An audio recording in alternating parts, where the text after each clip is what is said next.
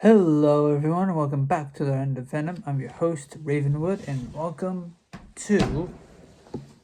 welcome back to the RWBY board game collection, and welcome to today's episode, the RWBY Combat Ready Scenario Book, Part 1. So, I'll try to make this hopefully we can make this as few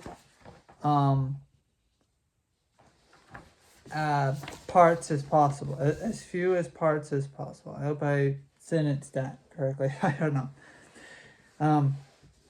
Fewer parts so that we can move on to something else. We can finally close this chapter. Anyways, welcome to the RWBY Combat Scenario Book. First paragraph will be right here. A scenario is one complete game of RWBY Combat Ready, a single battle between the hero players and a villain. This book provides information on how to build your own custom scenarios. Sorry, my mind blanked for a second there. Sorry. As well as instructions on how to build your own custom scenarios. Also included are sample scenarios for you to begin playing immediately. And over here in this box, it says, important, when creating scenarios, the number of objective cards used scales by the number of players. It is recommended to use one objective in a 2-player game, 2 objectives in a 3-player game, and 3 objectives in a 4-player game. And I'm assuming 5 and so on. 4 in a 5-player game, or and so on. Assuming there is more than.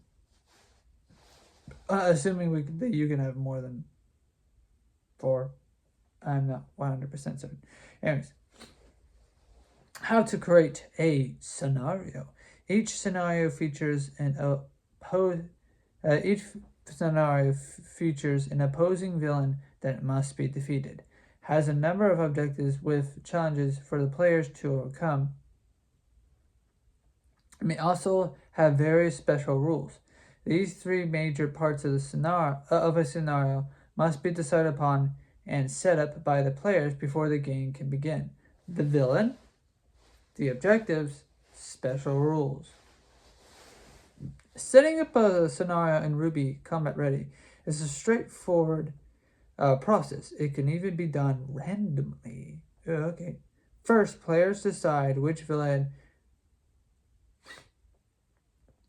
First, players decide which villain they are going to face. Next, players choose which objectives they wish to use in the scenario. Recommended objectives to help guide you in customizing scenarios are listed with each villain in the next section. Alternatively, to get started immediately,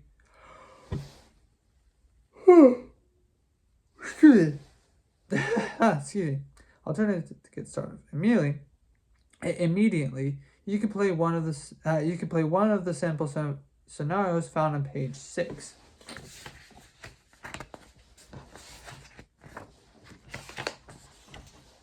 So here's the sample scenarios. We'll get to them in a little bit. We'll get to them in a moment. The final item players must decide upon is if they are going to use any special rules for the scenario. Simple special rules are listed on page 5.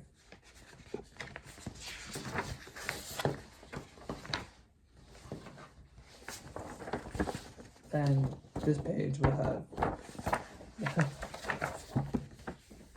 the special rules. These rules change how the game is played and provide exciting options and challenges for the players. Okay. Now we'll go on to the villains page, and then we'll probably continue on to the objective page, and then end it there for this video. Villains. The villains in RWBY Comet Ready are major antagonists found in the world of Remnant, whose devious plans must be stopped by the player. Must be stopped by the players. RWBY Comet Ready includes 3 villains: Roman Tortrick, Adam Taurus, and Cinderfall. In general, Roman Tortrick is the easiest villain to face, and Cinderfall is the most difficult. When setting up a scenario, the first decision that must be made is which villain which villain the heroes will be facing. Now we'll start with Roman Tortrick, a notorious criminal affiliate of the White Fang and a member of Cinder's faction. Roman's ongoing crime spree and veil and disdain for authority places him at constant odds with our heroes. With his henchmen in tow and a surprising amount of resources backing his criminal activities, he cannot be allowed to continue his nefarious schemes. This makes sense for him to be the weakest because obviously he was falling under Cinder's command, and he's nowhere strong as Adam. He's so. I'm trying to be nice to Roman. But yeah, he's nowhere strong as Adam. He could be. But anyways, starting aura 65, victory XP 5. Recommended objectives: easy, Roman's henchmen, armory, dust, heist, sabotage. Medium, Junior's elite gunship, support, snipers. Hard, the return of Dr. Malo, worth every cent. And of course, I forgot to show you, but we're going in order of section 1, section 2, section 3. And that's a picture of Roman, that's a picture of Adam, and that's a picture of Cinder. Adam Taurus. The high leader of the White Fang. A faunist terrorist organization which aims to collapse the 3 pillars of society: government, military, and the schools that train huntsmen. Adam's ruthless ambition to instigate war against humanity with the goal to enslave them in the service of the fauna. The fauna? I thought it was called the faunus. With an S. Alright, with service of the fauna. Poses an immeasurable threat for life in Remnant. Because I thought it was both. I thought faunus was both singular and plural. Not that fauna, whatever. Because I mostly hear faunus in the show. But alright. The fauna poses a measurable threat for life in Remnant. Incredibly powerful and ambitious, Adam and the White Fang must not be underestimated. Starting aura 80. Wow. He has more aura than... I will tell you ahead. He has more aura than both Cinder and... Well, not combined, but... he has... Yeah, he has more aura than Adam and Cinder. Not combined, but both. He has 65, she has 75.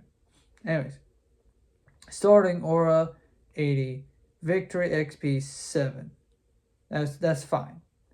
Recommended objectives: easy, armory Fine Zwei, Sabotage. Medium, Faunus Resolve, White Fang Uprising, Snipers. Hard, Death Stalker, Bandit Camps. Okay.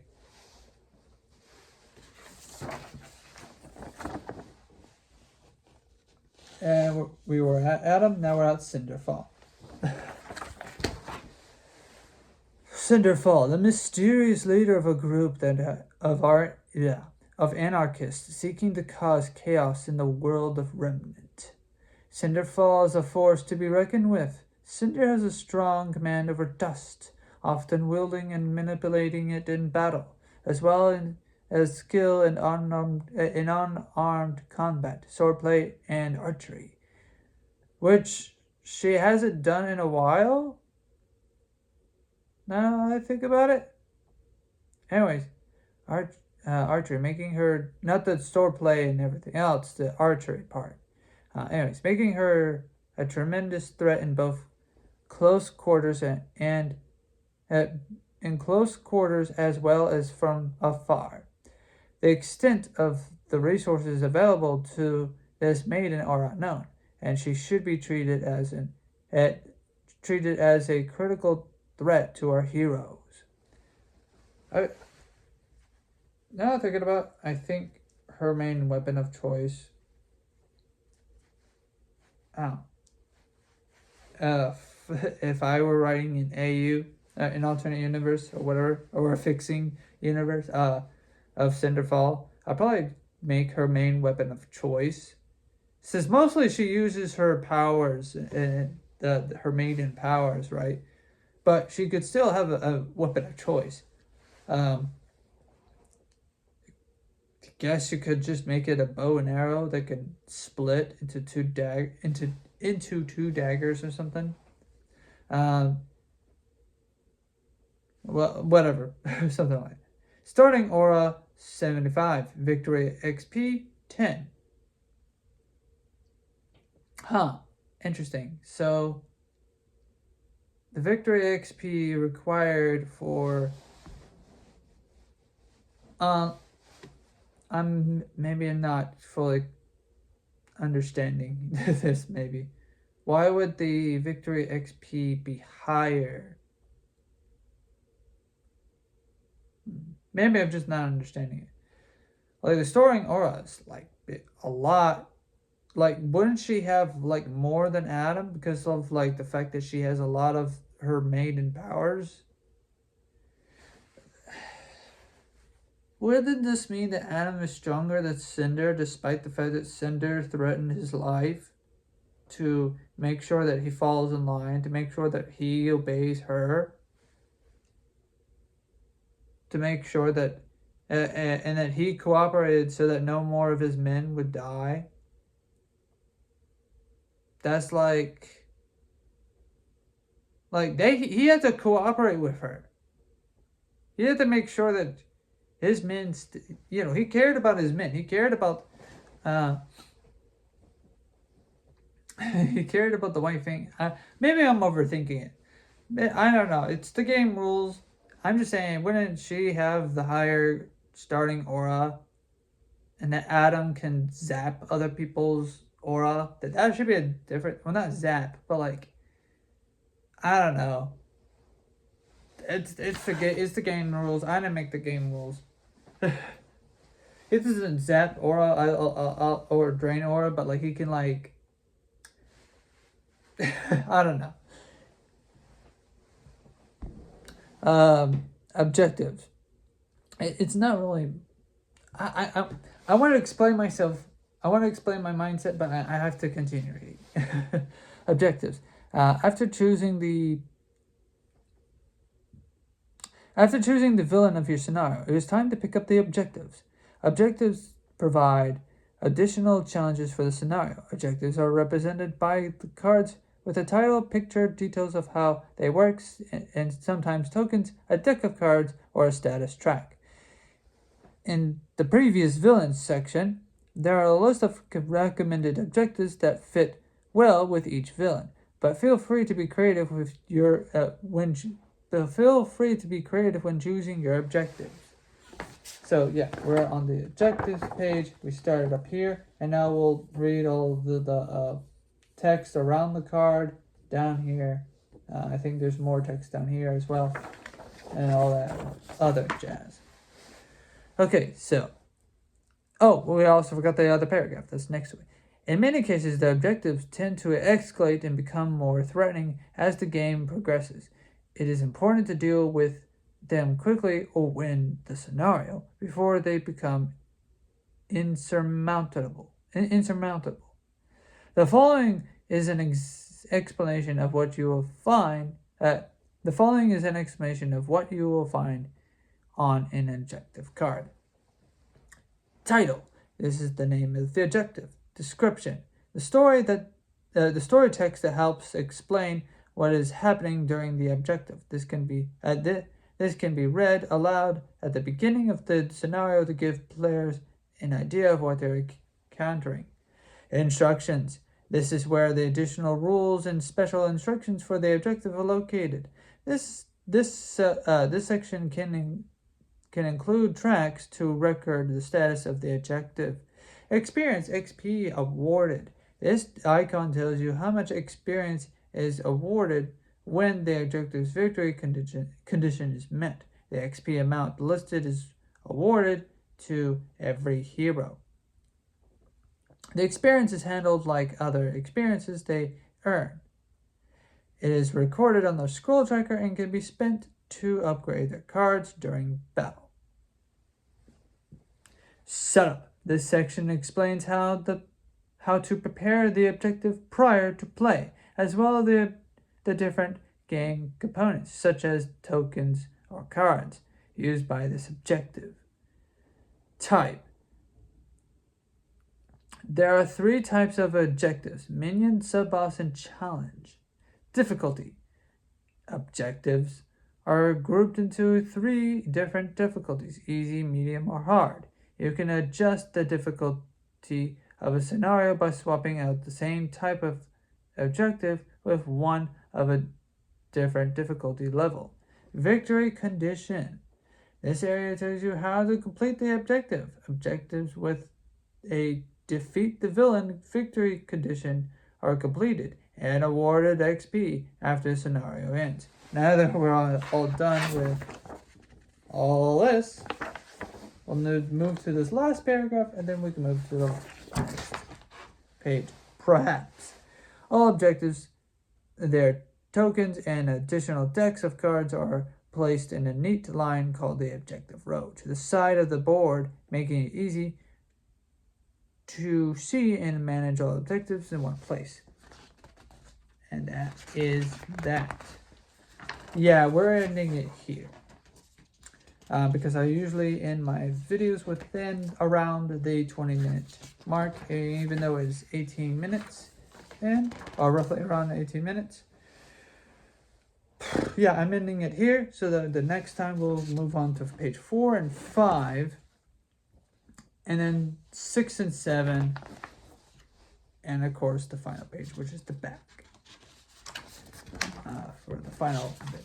So, with that being said, I'll leave it here, and I'll see y'all in the next episode. We will be doing this all week to get this done, or for the rest of the week. Yeah. Hopefully this will only take 2 to 3 episodes to get done. And yeah, see y'all soon in part 2. Bye-bye!